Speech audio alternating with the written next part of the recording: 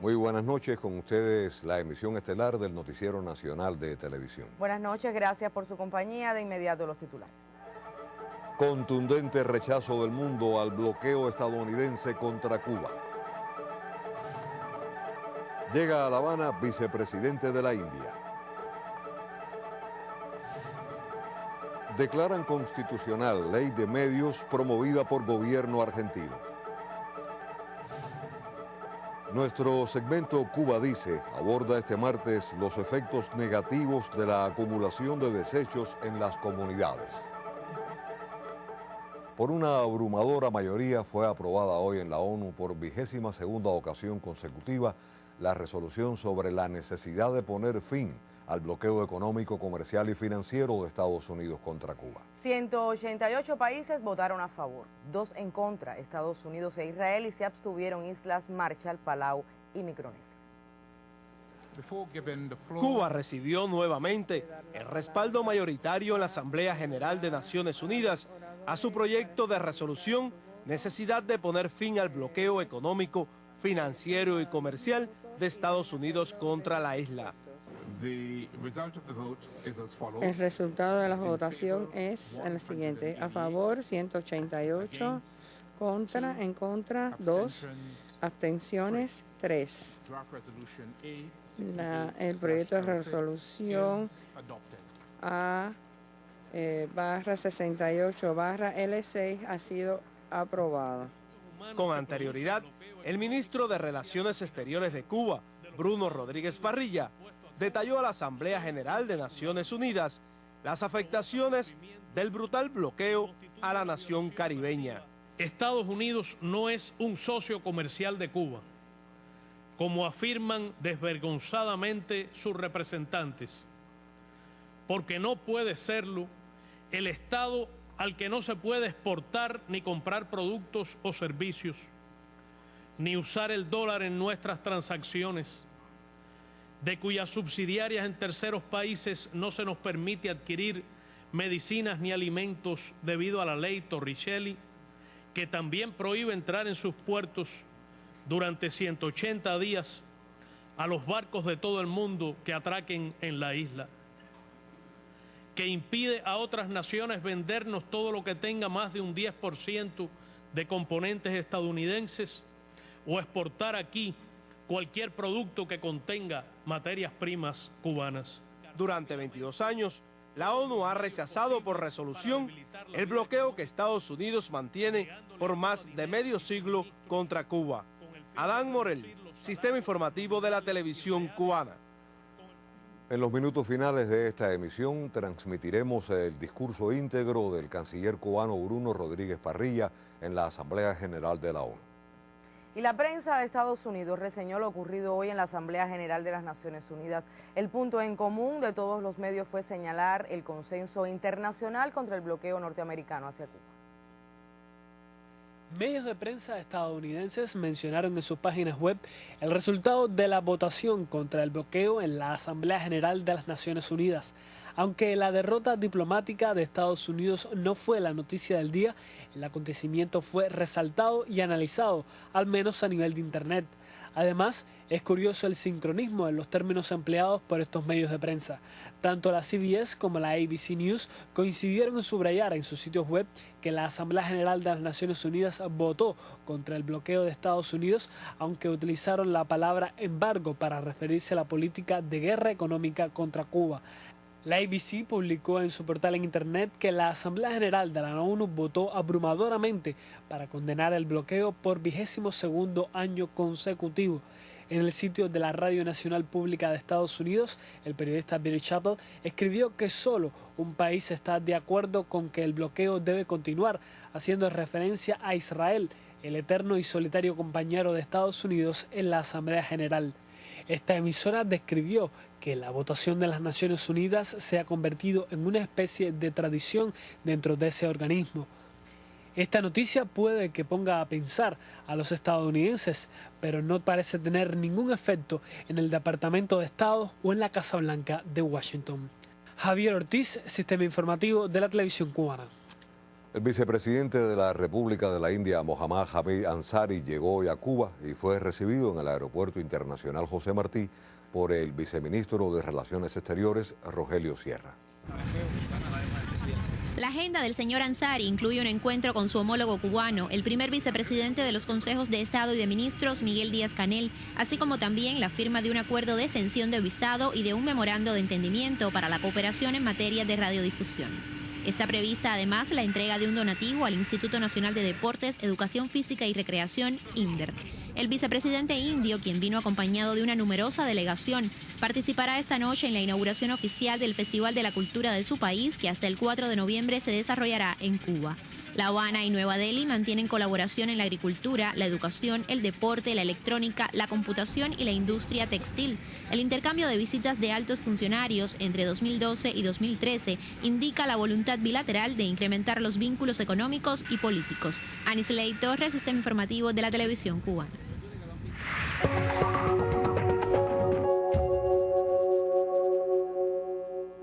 El presidente de Ecuador, Rafael Correa, denunció este martes que el bloqueo de Estados Unidos contra Cuba ha costado un alto precio en vidas humanas, avances económicos y puestos de trabajo para la población. Durante su visita a Rusia, el mandatario ecuatoriano recordó las veces que las Naciones Unidas ha rechazado por unanimidad esa política de la nación hegemónica contra todo un pueblo. Precisó que las sanciones económicas, comerciales y financieras de Washington contra La Habana destrozan la mitad de la Carta de la Organización de Estados Americanos y atentan contra el derecho interamericano. Hoy también se conoció que en una reunión en el Kremlin, los presidentes Rafael Correa y Vladimir Putin encabezaron la firma de varios acuerdos energéticos y de transporte. El mandatario ruso consideró a Ecuador como un socio estratégico en América Latina. El presidente de la Autoridad Federal de Servicios de Comunicación Audiovisual de Argentina, Martín Sabatella, consideró como un triunfo de la democracia la declaración de constitucionalidad de la Ley de Medios tras 4 años de espera. Sabatella agregó que con la resolución aprobada por la Corte de Justicia se despejan los obstáculos impuestos por un grupo empresarial que se resistía a cumplir la ley.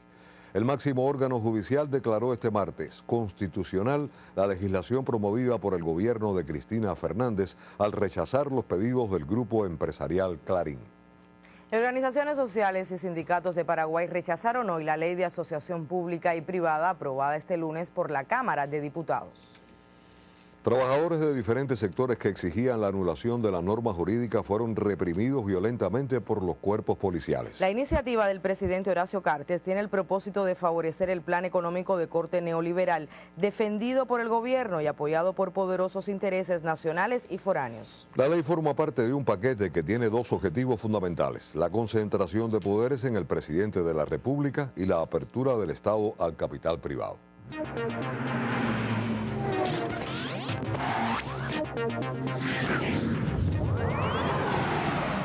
Saludos amigos del deporte. 72 novatos, 33 de ellos lanzadores, tomarán parte en la 53ª Serie Nacional de Béisbol que comenzará en el Sandino el próximo domingo, según trascendió hoy en el Congresillo Técnico de la Justa, que tuvo lugar en el Salón de Reuniones del Coliseo Mayor, con la presencia de comisionados y los managers de los equipos participantes. Como ya es habitual, se pasó revista a la integración de los 16 seleccionados y un solo cambio fue informado al incorporarse Juan Carlos Torriente por Jorge Enrique Alomá en el cuadro de Industriales. Podrán ser utilizados 25 peloteros por juego de un grupo de 40. No podrán ser subidos jugadores que no se hallen nominados entre esos 40, con excepción de las lesiones graves, enfermedad, fallecimiento, entre otras, y siempre que hayan intervenido en la preparación del conjunto. El reporte de la colega Julia Osendi señala que el manager que resulte expulsado será multado y podrá intervenir en el desafío siguiente. Regirá la regla IBAF a partir del inning 13 y en los juegos que transmita la televisión nacional podrá apelarse un determinado número de jugadas viendo el replay de la transmisión.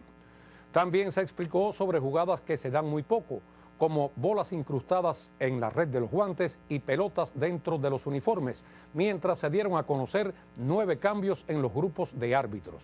Se ratificaron los nuevos horarios: juegos sencillos 1:15 de la tarde, 7:15 de la noche de lunes a viernes. Los sábados 4:15 y los domingos 2:15 cuando haya televisión. La serie nacional iniciará su andar con la misma estructura del pasado año, el domingo 3 de noviembre.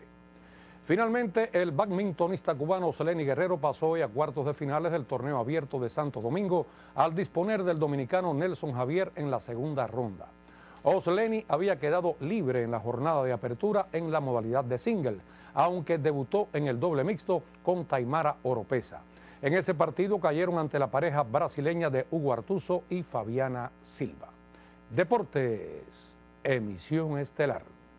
Gracias, Marcial. Nosotros continuamos con otras informaciones. Una vez más, la inmensa mayoría de los países del mundo condenó este martes en Naciones Unidas el genocida y criminal bloqueo impuesto por Estados Unidos contra Cuba. El representante de Fiji a nombre del Grupo de los 77 fue el primer orador durante el análisis del proyecto de resolución presentada por Cuba para exigir el fin del bloqueo. Sus argumentos en contra de la virtual guerra económica de Estados Unidos contra la isla del Caribe fueron similares a las del delegado de Irán en representación del movimiento de países no alineados. Estas medidas tienen un carácter extraterritorial que afectan a Cuba y sus relaciones con otros países, así como su soberanía y sus relaciones comerciales, además de contradecir el derecho internacional y los principios de la Carta de las Naciones Unidas. Alzaron también sus voces exigiendo el término de la criminal política norteamericana, representantes de la Unión Africana y la Organización de la Cooperación Islámica y el Mercosur. A 53 años de esta política de asfixia económica contra Cuba, Mercosur y sus estados asociados, consideramos que el embargo viola los principios de la Carta de las Naciones Unidas y las normas del derecho internacional. Otro tanto hicieron los representantes del CARICOM y la CELAC. Hacemos un llamado a los Estados Unidos de América para que alinee su legislación con los principios de la Carta de las Naciones Unidas. Brasil, Ecuador y Bolivia fueron contundentes en su condena. Bolivia viene nuevamente a sumarse al concierto de las naciones para repudiar de la manera más enérgica el criminal bloqueo que se ha convertido en una de las heridas abiertas más profundas que laceran el espíritu de toda la familia humana. El Ecuador, señor presidente, siempre votará a favor de esta resolución y no solamente por una obvia acción de solidaridad y coherencia. Nuestra Constitución condena la injerencia de los estados en los asuntos internos de otros estados, en cualquier forma que esta injerencia pretenda presentarse. Por las naciones asiáticas destacaron los pronunciamientos de China y Vietnam, países que llamaron a la Asamblea a actuar acorde con los principios fundacionales de la organización. China espera que Estados Unidos actuará de acuerdo con los propósitos y principios de la Carta de las Naciones Unidas y de las resoluciones del Grupo 77 y ponga fin al embargo en contra de Cuba lo más pronto posible. Argelia y Angola, por el continente africano, afirmaron que el bloqueo constituye una flagrante violación del derecho internacional. Argelia siempre ha condenado la imposición de medidas extraterritoriales y de medidas coercitivas como el bloqueo financiero, comercial y económico contra Cuba, que contradice el derecho internacional. Desde 1992, el máximo órgano de la ONU aprueba de manera reiterada la resolución que pide el fin del bloqueo, texto que en los últimos 7 años apoya a la casi totalidad de las naciones del orbe. Orlando Lancís, Redacción Internacional.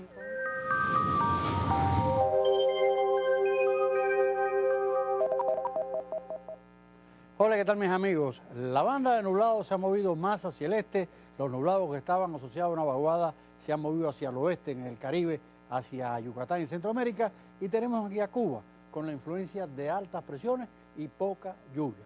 Y estas condiciones del tiempo van a continuar mañana miércoles, así que se pronostica que en el occidente del país tendremos mucho sol por la mañana. Temperatura mínima por la madrugada 22-25 grados, por la tarde pues subirán hasta 30 y 31 grados Celsius, cielo parcialmente nublado y si acaso algún chubasco aislado. Mientras que en la zona central pues tendremos algunas nubes y sol por la mañana, 23 grados de mínima por la madrugada. En la tarde 30 a 31 grados, cielo parcialmente nublado, poca posibilidad de lluvia, algún chubasco aislado en zonas de la costa norte. Y en la zona oriental, ahí tendremos algún que otro chubasco aislado en la madrugada y la mañana. 22, 24 grados de mínima por la madrugada. En la tarde 31, 32 y 33 grados en Granma, Santiago de Cuba y en Guantánamo, con algunos chubascos y lluvias ya al final de la tarde y hasta el anochecer. Los próximos días, el jueves y el viernes, pues poca lluvia en todo el país. El sábado, una vaguada dará algunos chubascos para el centro y el oriente del país, pero prácticamente sin lluvia en la zona occidental. Las temperaturas elevadas, subiendo en los próximos días, incluso subiendo un poco más para la zona oriental, pudiera haber algún valor de hasta 34 grados. Así que, mis amigos, este es el tiempo. Les deseo que pasen una noche muy feliz y hasta mañana. Unas 22.000 familias de Nueva York siguen sin recuperar sus viviendas y sin un hogar fijo al cumplirse este martes un año del impacto del huracán Sandy en la costa este de Estados Unidos. La ayuda gubernamental para la recuperación de las áreas afectadas por el meteoro ha sido casi nula en los últimos 12 meses, según precisan algunas organizaciones civiles. Las familias que encontraron un nuevo hogar ahora pagan hasta 70% de sus ingresos en renta. Sandy provocó afecciones materiales por $65.000 millones y sus consecuencias se hicieron sentir principalmente en la población de inmigrantes y de bajos recursos. Este huracán se considera el segundo que más daños ha ocasionado en Estados Unidos después del Katrina a finales de agosto de 2005. Y uno de los sitios más devastados por el huracán Sandy en Santiago de Cuba fue Cayo Granma. Ese excepcional paraje se ha recuperado casi en su totalidad a un año del paso de ese fenómeno natural. Tal vez Cayo Granma sea la porción de tierra más tranquila que emerge del litoral santiaguero. Un mar terso durante casi todo el año le remueve el afán de pesca a cientos de pobladores que con un solo golpe de vista abarcan historia antigua, arquitectura del siglo XX, urbanismo y naturaleza. La mayoría de los que nacieron aquí se han convertido en abuelos sin cansarse del aire del océano, sin abandonar el paisaje de portales, de terrazas marinas, de casitas con barandas y encajes de madera que idolatran su entorno. Pero Cayo Granma no fue el mismo el amanecer del 25 de octubre.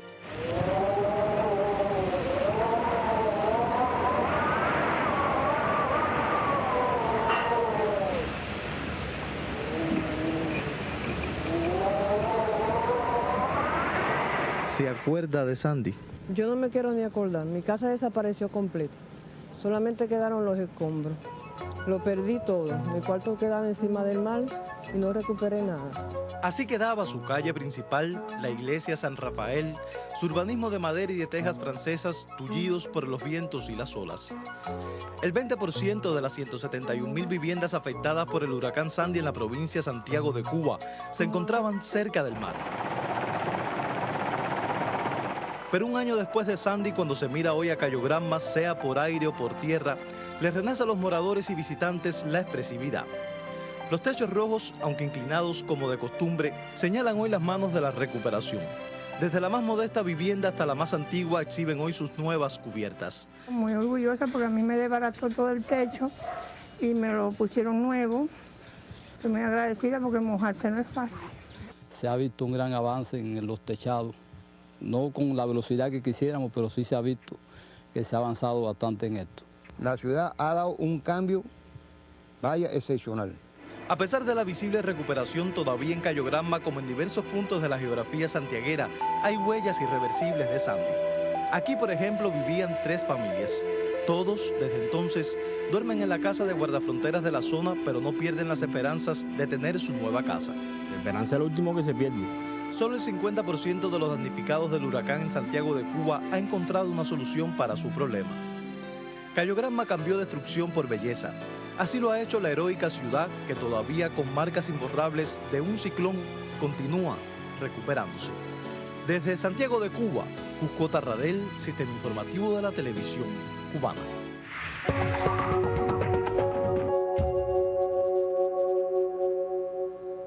La infección del VIH-Sida en el país no ha experimentado un crecimiento notable en los últimos 3 años. A diferencia de otras naciones, Cuba logra disminuir la mortalidad por esa causa, mientras crece la calidad de vida de los pacientes. Los registros describen la detección de 1.700 a 1.800 personas cada año, lo cual no representa un crecimiento notable de la enfermedad. En los últimos 3 años estamos prácticamente en una meseta. Esto debido al esfuerzo que ha hecho nuestro Estado y el Ministerio de Salud Pública en proveer a los pacientes con esa terapéutica. Independientemente a que el número de vidas salvadas aumenta, los expertos se empeñan en modernizar la primera línea de tratamiento. Estamos trabajando con nuestra industria también para que se produzcan medicamentos que tienen más alta barrera de resistencia y también importar muchos más de estos medicamentos para mover hacia una estrategia donde haya una mayor supervivencia, como tú Hoy, sabes, apunta nuestro especialista, se aprecia un incremento de la infección en hombres con más de 50 años que contraen el VIH con mujeres mucho más jóvenes. También aumenta el índice de diagnosticados cuando ya la enfermedad se encuentra en etapas avanzadas. De modo que aún los estigmas, los miedos y la irresponsabilidad son actores protagonistas de una tragedia en la que los científicos no abandonan el escenario. Estamos haciendo ensayos con nuestros productos para la protección, aquellos productos que aumentan la inmunidad, y llevamos más de 2 años aplicando productos que desarrolló el CIN, el Centro de Inmunología Molecular, en una vacuna de gangliósidos que aumenta la protección inmunológica de las personas. Y estamos también probando en este momento una vacuna terapéutica desarrollada por CIGB llamada Teravac, de la cual estamos ya en una fase de un estudio donde se han incluido, o se reclutaron 26 pacientes y 20 cumplieron todos los requisitos del estudio y hay 9 que han estado sometidos a estas inyecciones. Pero todos estos esfuerzos son terapéuticos. La prevención está en manos de cada uno de nosotros. Milenis Torres, Sistema Informativo de la Televisión Cubana. Los principales problemas urológicos y las técnicas más modernas para su tratamiento centran la atención de los delegados al 20º Congreso Nacional de la Especialidad que sesiona desde hoy en el Palacio de Convenciones. Las soluciones urológicas han transitado desde cirugías abiertas con grandes heridas, dificultades para la cicatrización y largos periodos de recuperación, a la cirugía urológica de mínimo acceso en sus 2 vertientes, la endurología y la paroscopía, que sustituyen hoy en más de un 90% a las soluciones quirúrgicas tradicionales. De estas técnicas cada vez más perfeccionadas se debate en este congreso que aborda, entre otros temas, la cirugía de próstata, una de las patologías que más afectan a los hombres. Y ya no estamos hablando de la resección tanuretral, que es una cirugía de mínimo acceso, sino de los últimos adelantos en este campo y de las operaciones con láser y con las operaciones con ultrasonido de alta frecuencia, que todavía es menos invasiva. E incluso en nuestro país ya estamos entrando los primeros equipos de cirugía láser para próstata y por eso hemos estado incidiendo en este tema. También estas técnicas de mínimo acceso emplean hoy el láser en el tratamiento de los cálculos de la vía urinaria, otra de las patologías más frecuentes que atiende la urología. En el Congreso nuestros especialistas compartirán sus experiencias en este campo con cerca de 30 conferencistas de altísimo nivel de países como España, Argentina, México, Estados Unidos y Chile. Nuria Cepero, Sistema Informativo de la Televisión Cubana.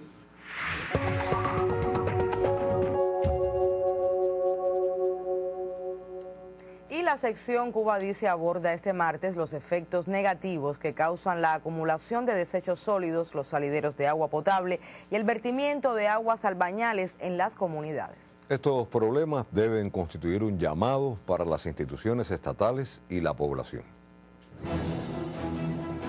Abren y lo cierran, la misma cosa. Deben de tener solución. Sería lo ideal, lo perfecto. La opinión vale mucho. El carro de la basura pasa por aquí y no recoge la basura. La gente bota la basura fuera de los tanques. Ese espacio debemos ganarlo en la población, que la gente concientice eso. Esto que también da que existan enfermedades, que existan problemas, que existan quejas, que existan un mal olor que realmente es inconcebible. Nosotros también tenemos culpa de la sociedad que hay en la calle. Es la lentitud para resolver un problema que no acabamos de entender, la envergadura que puede traer eso. La indisciplina social, la poca exigencia y la falta de recursos originan en ocasiones malas condiciones higiénico-sanitarias en la población. El vertimiento de aguas albañales y limpias, además de la acumulación de desechos sólidos, son de los problemas que persisten desde hace años.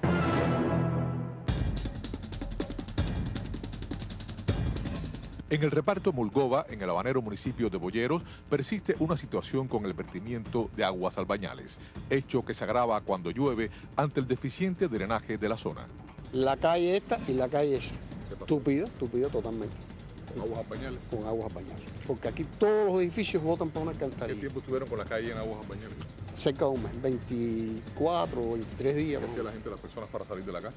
Para salir de la casa, inventando ponerse zapatos viejos por la acera, esto lleno de... Bueno, le digo que personas que se cayeron. Viene, por ejemplo, la gente que pone en la calle, que hace en la calle. Después viene que el de acueducto rompe y no arregla.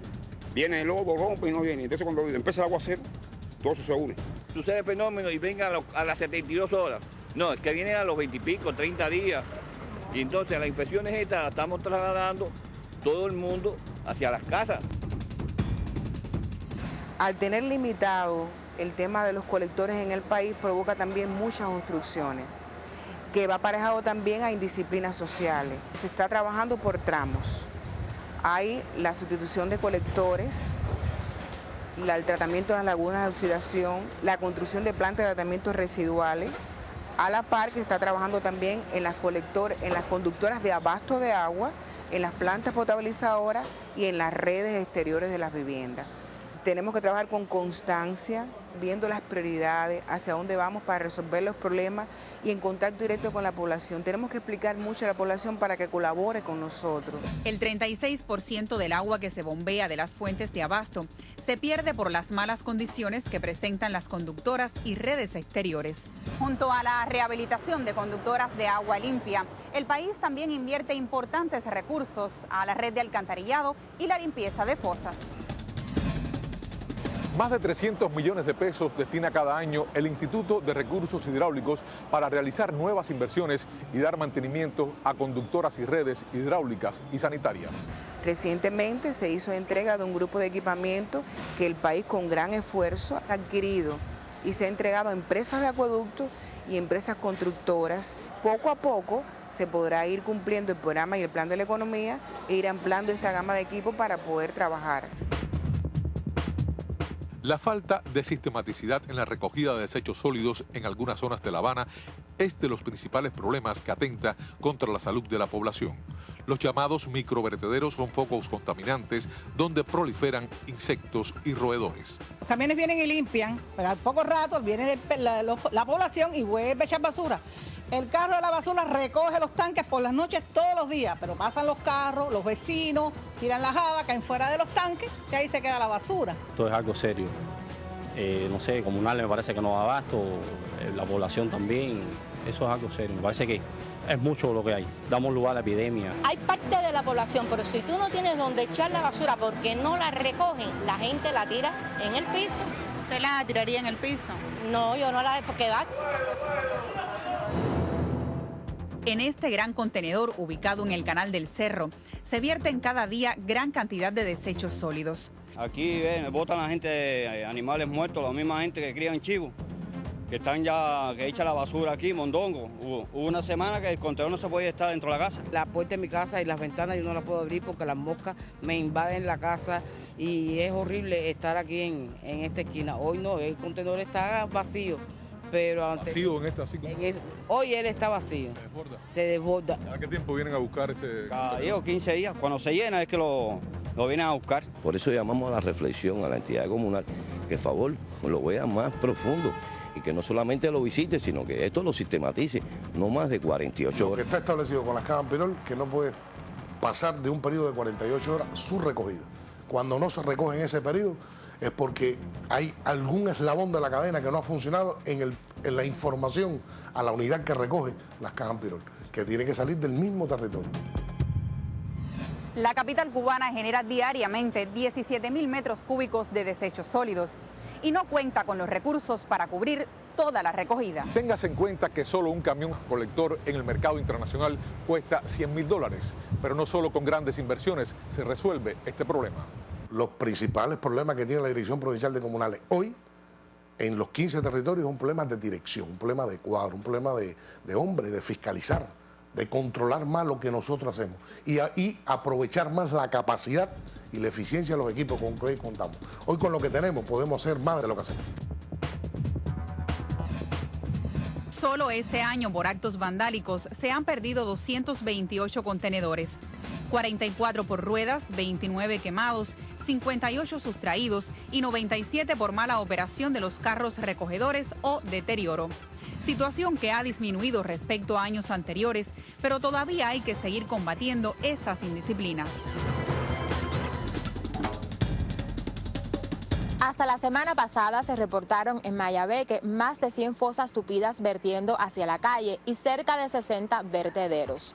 Esta situación ocasiona numerosas molestias a los vecinos de las comunidades más críticas. Ya hace un promedio de 8 meses que esto está así, producto de un mal trabajo que hicieron cuando vinieron los compañeros. Esto afecta mucho la salud de nuestros vecinos.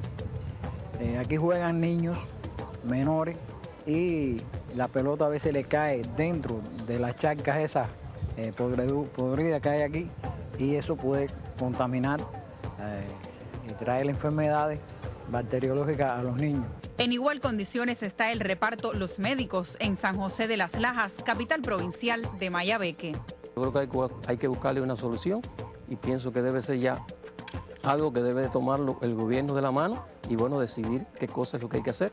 La presencia de los microvertederos también lastra en la imagen y la salud de estas comunidades. Aquí no hay ningún inspector que se meta allá atrás, que se esconda, que vea eso.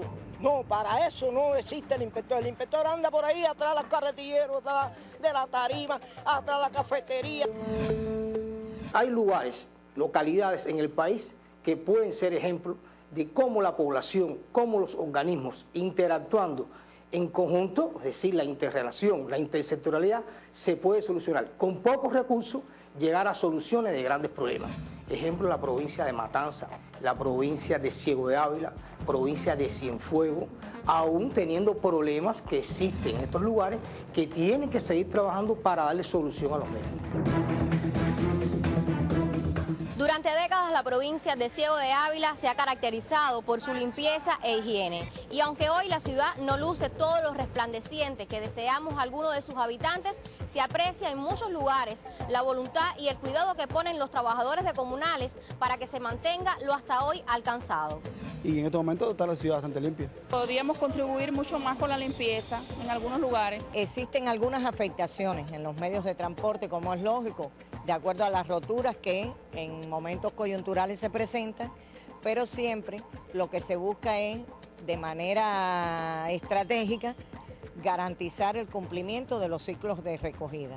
Problemas de falta de higiene, de estancamiento de aguas bañadas. De todo lo que pueda haber, botan ahí.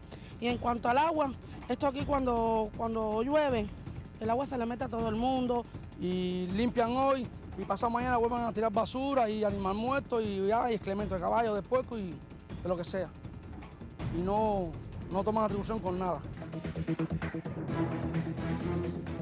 Para mantener la higiene tiene necesariamente que actuar un cuerpo de inspectores que vele por ella, que multe a organismos que incumplan y a personas que atenten contra la limpieza. Nosotros sabemos que tenemos inspectores que actúan débiles, inspectores que se dejan sobornar, inspectores que han tenido actos de corrupción en los cuales hemos detectado violaciones serias y en eso nosotros estamos trabajando. Estamos fortaleciendo nuestro cuerpo de inspectores. El país destina cada año importantes recursos para eliminar las fuentes contaminantes. Realiza inversiones en el mantenimiento de las redes hidráulicas sanitarias y la recogida de desechos sólidos. Pero no solo basta con eso, es necesario también una mayor conciencia ciudadana y más responsabilidad de los organismos implicados en el tema. La higiene del país es esencial para evitar enfermedades, pero también para mostrar un pueblo o una ciudad limpia. Sobre este tema volveremos, porque Cuba dice.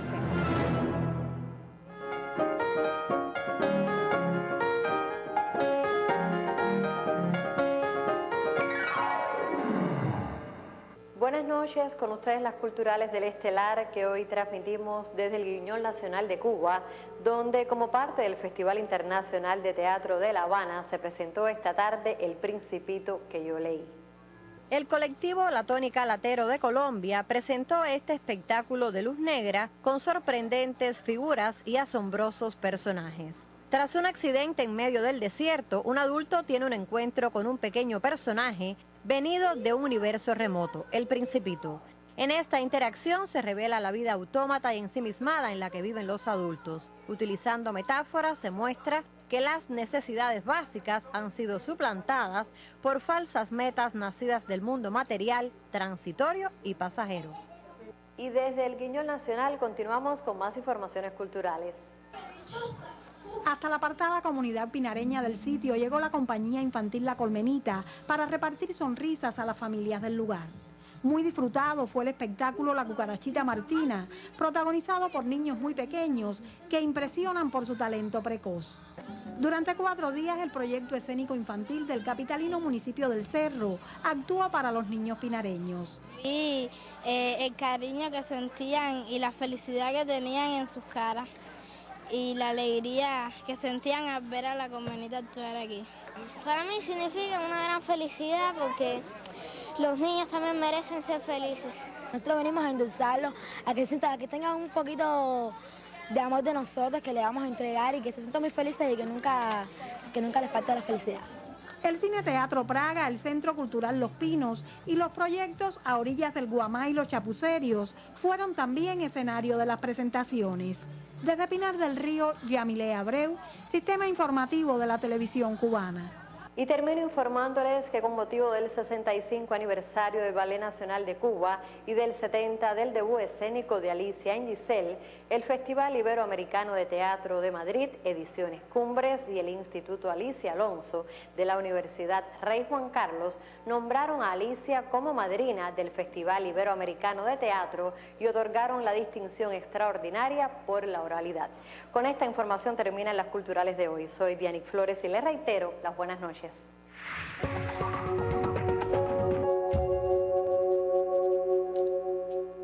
El canciller de Cuba, Bruno Rodríguez Parrilla, hizo vibrar una vez más la voz de la mayor de las Antillas en el Salón de la Asamblea General de la ONU para condenar el criminal bloqueo estadounidense que intenta infructuosamente doblegar a nuestro pueblo.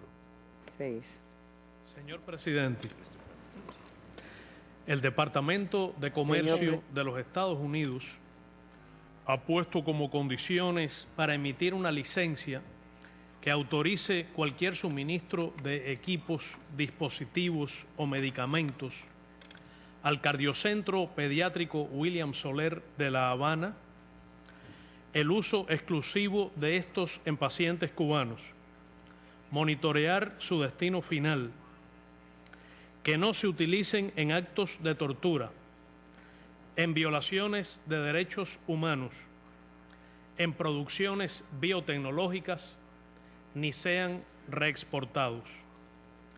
En el apéndice E del formulario de la licencia pide numerosos datos para cerciorarse de que el cardiocentro no tiene vínculos con la producción de armas químicas y biológicas, con tecnologías de misiles ni armas nucleares. Decenas de prestigiosos especialistas, al menos 5 reconocidos hospitales estadounidenses y muchos otros en el planeta conocen bien esta institución especializada en cardiología y cardiocirugía pediátricas que desde el 2010 ha operado del corazón a 1.101 niños y atendido a decenas de miles de pequeños pacientes. Sin embargo, el cardiocentro continúa siendo catalogado por el Departamento de Comercio como hospital denegado.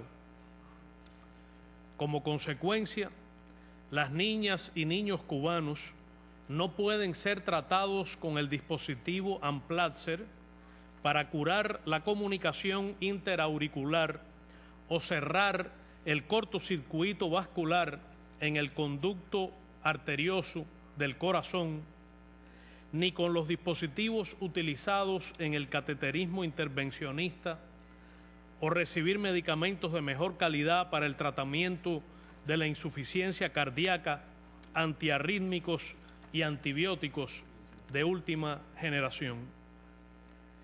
Por esa razón, decenas de menores sufrieron cirugías torácicas que pudieron ser evitadas. Otros 102 niños operados, afectados con hipertensión pulmonar, no pudieron ser tratados con gas óxido nítrico, que es una de las mejores terapéuticas disponibles. De igual manera, el Instituto de Cirugía Cardiovascular carece de piezas de repuesto, contraste y software avanzado para realizar ecocardiografías. El Hospital Ortopédico Frank País no puede sustituir la cámara Gamma SOFA necesaria para el diagnóstico de afecciones tumorales malignas, infecciones óseas y articulares.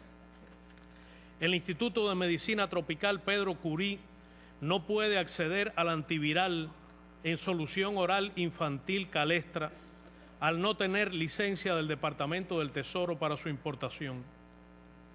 Este medicamento inhibe la replicación del virus en niños nacidos con SIDA, aumenta su inmunidad y previene las enfermedades oportunistas. Los daños humanos que produce el bloqueo económico, comercial y financiero de los Estados Unidos impuesto a Cuba son incalculables. Provoca sufrimientos y constituye una violación masiva, flagrante y sistemática de los derechos humanos. El 76% de los cubanos han vivido bajo sus efectos devastadores desde su nacimiento.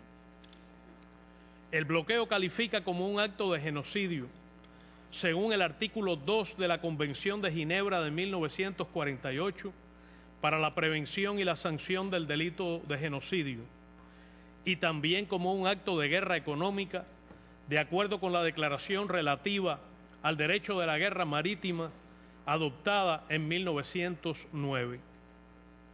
El Departamento de Estado miente y manipula datos de remesas de la emigración y de las pequeñas donaciones de organizaciones no gubernamentales que él mismo obstaculiza para presentar a su gobierno como un donante de ayuda humanitaria a nuestra nación.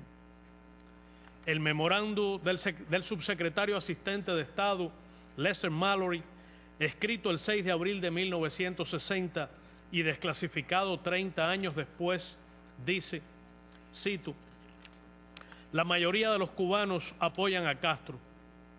No existe una oposición política efectiva. El único medio posible para hacerle perder el apoyo interno al gobierno es provocar el desengaño y el desaliento mediante la insatisfacción económica y la penuria. Hay que poner en práctica rápidamente todos los medios posibles para debilitar la vida económica, negándole a Cuba dinero y suministros con el fin de reducir los salarios nominales y reales, con el objetivo de provocar hambre, desesperación y el derrocamiento del gobierno. Fin de la cita. Es bárbaro e insólito que 53 años después persista la misma política. Señor presidente, los datos económicos acumulados en medio siglo debido al bloqueo ascienden a $1.157.000 millones, más de 1 millón de millones. Hemos alcanzado resultados innegables en la eliminación de la pobreza y el hambre, en índices de salud y educación que son de referencia mundial, en la promoción de la igualdad de género, en la libertad y el bienestar equitativo, en el consenso social, en la participación democrática de los ciudadanos en las decisiones de gobierno, en la reversión del deterioro ambiental y en el desarrollo de la cooperación internacional con un centenar de países del tercer mundo. ¿Cuánto más no habríamos podido hacer sin este colosal obstáculo a nuestro desarrollo y los enormes costos humanos y financieros que nos han impuesto. Durante el gobierno del presidente Obama, el bloqueo ha sido recrudecido, en particular en el sector financiero. Históricamente, Estados Unidos ha empleado en la persecución y vigilancia de nuestras transacciones financieras y relaciones económicas el enorme poderío tecnológico de su sistema masivo de espionaje global recientemente denunciado. Desde enero de 2009 hasta septiembre de 2013 se han impuesto multas a 30 entidades norteamericanas y extranjeras cuyos montos totalizan 2.446 millones de dólares por relacionarse con Cuba y otros países. En diciembre del 2012, el banco británico HSBC fue multado por la misma razón en un monto de 375 millones de dólares y el banco japonés Tokyo Mitsubishi UFJ con 8,6 millones. En marzo de 2013, la agencia Reuters suspendió los servicios de información bancaria y financiera. El cerco económico se ha apretado y su impacto está presente en las carencias y dificultades que sufre la familia cubana en todos los aspectos de su vida. Estados Unidos no es un socio comercial de Cuba, como afirman desvergonzadamente sus representantes, porque no puede serlo el Estado al que no se puede exportar ni comprar productos o servicios, ni usar el dólar en nuestras transacciones, de cuyas subsidiarias en terceros países no se nos permite adquirir medicinas ni alimentos debido a la ley Torricelli, que también prohíbe entrar en sus puertos durante 180 días a los barcos de todo el mundo que atraquen en la isla, que impide a otras naciones vendernos todo lo que tenga más de un 10% de componentes estadounidenses o exportar aquí cualquier producto que contenga materias primas cubanas.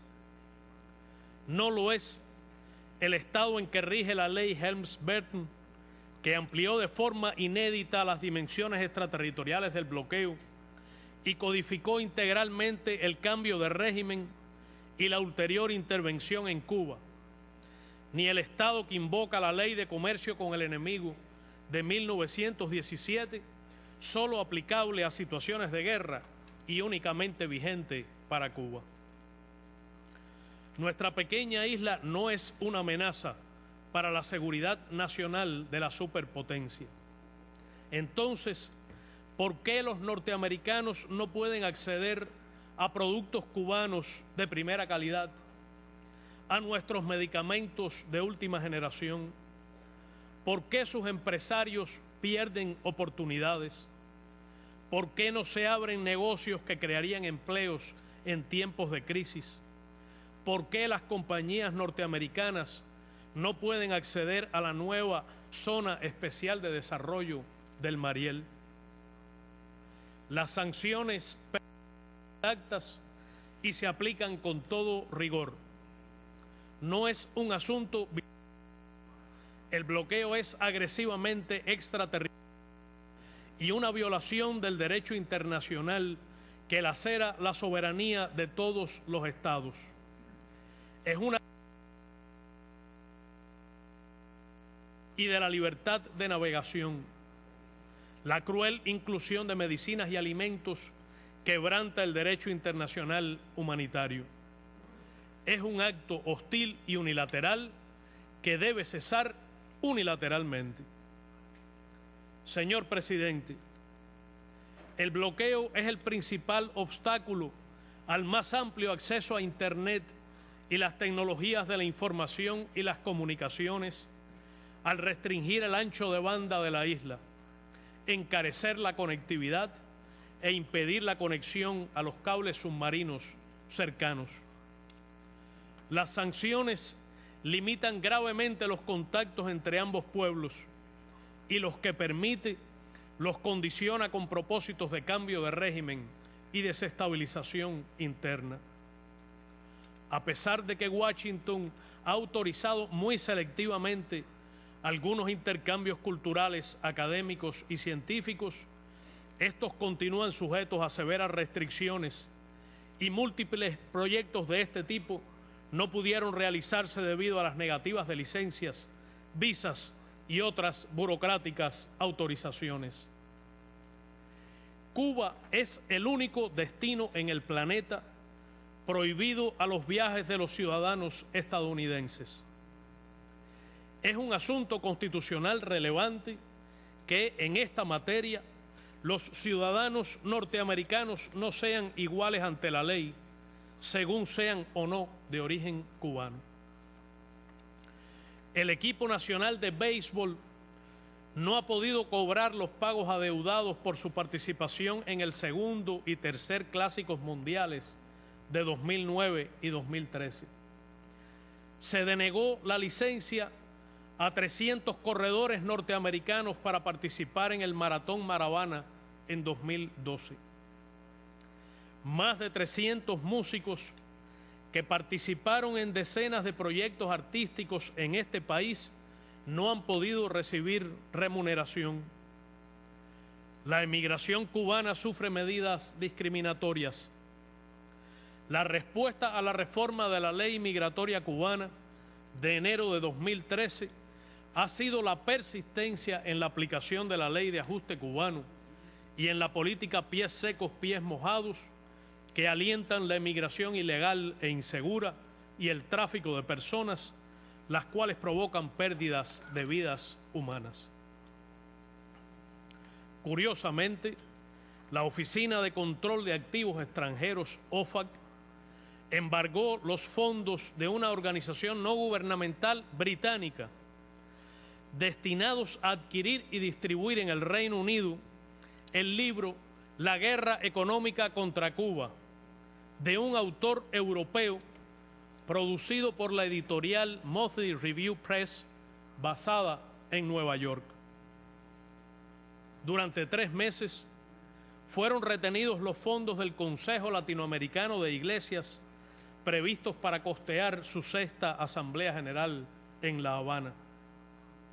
La cooperación humanitaria, principalmente médica y educativa, que brindamos a decenas de pueblos, también es objeto de represión.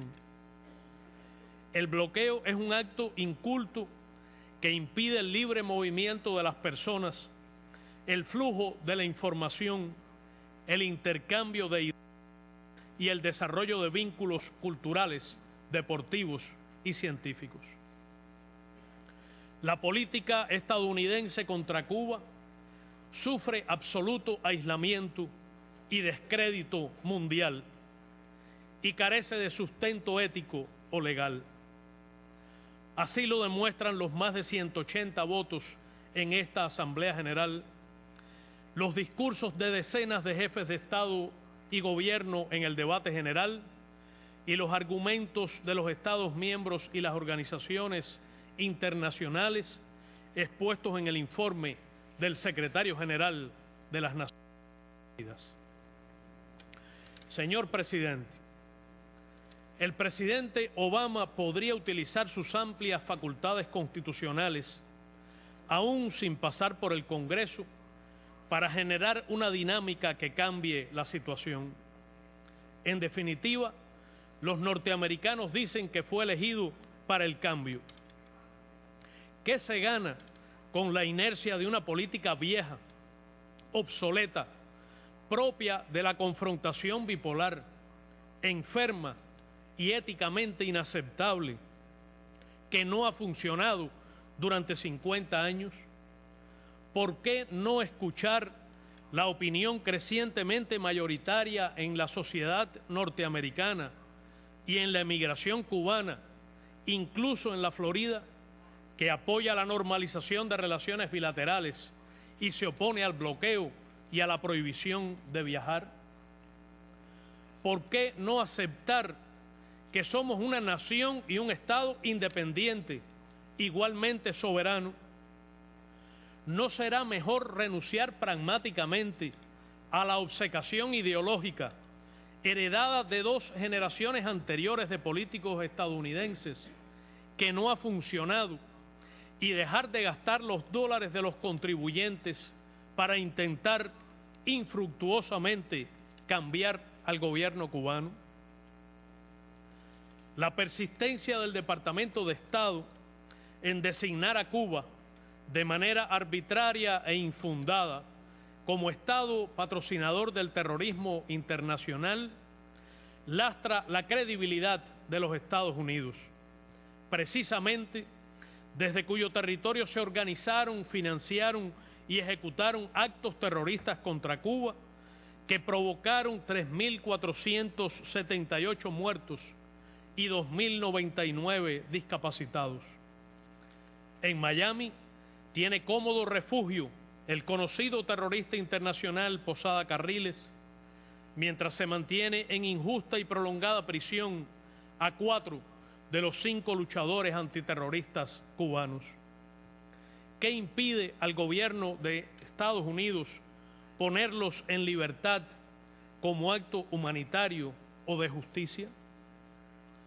Señor presidente, el gobierno de Cuba, con el apoyo ampliamente mayoritario y la participación activa del pueblo, sigue enfrascado en un profundo proceso de transformaciones económicas dirigidas a hacer más eficiente nuestra economía socialista, mejorar el nivel de vida de la población y preservar las conquistas sociales de la revolución. Estas transformaciones gozan de un amplio reconocimiento internacional y cuentan con la creciente cooperación de muchas naciones, en particular de la región de América Latina y el Caribe, con lo cual se fortalecen diversas formas de integración. Los fundamentos de la política norteamericana hacia Cuba se mantienen inamovibles, anclados en la Guerra Fría. Señor presidente, los peligros que amenazan la existencia de nuestra especie son graves e inminentes.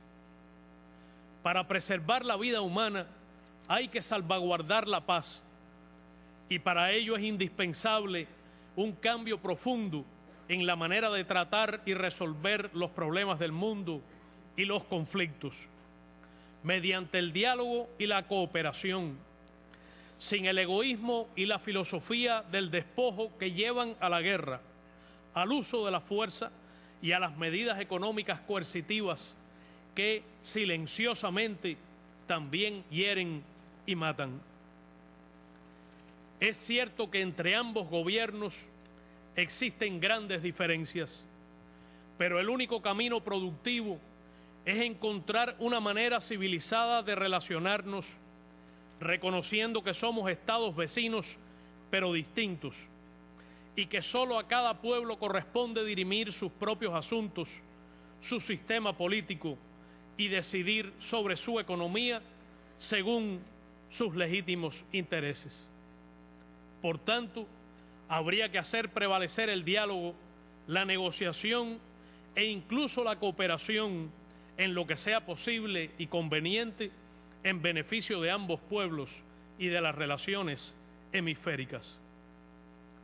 La reciente reanudación de las conversaciones migratorias y sobre correo postal, así como el desarrollo de contactos acerca de otros temas de interés mutuo, como las operaciones de respuesta a derrames de hidrocarburos, los procedimientos de búsqueda y salvamento marítimo y aeronáutico, y la seguridad aérea y de la aviación, demuestran que ello es posible y útil.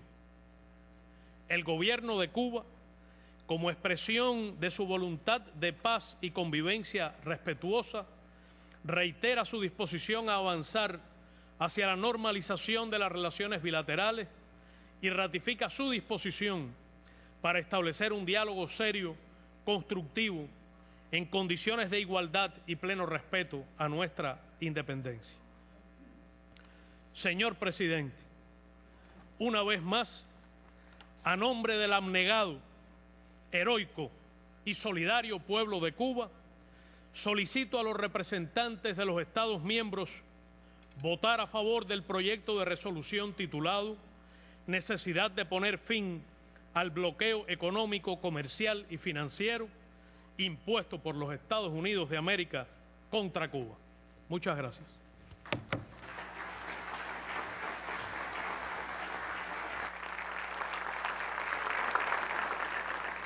Y fueron titulares en la emisión estelar: el contundente rechazo del mundo al bloqueo estadounidense contra Cuba.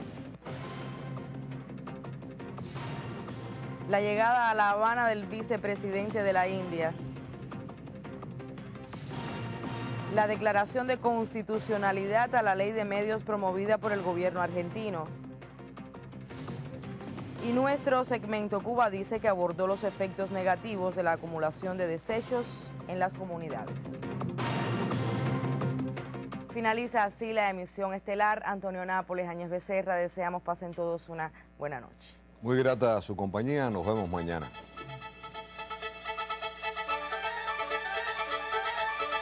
Thank you.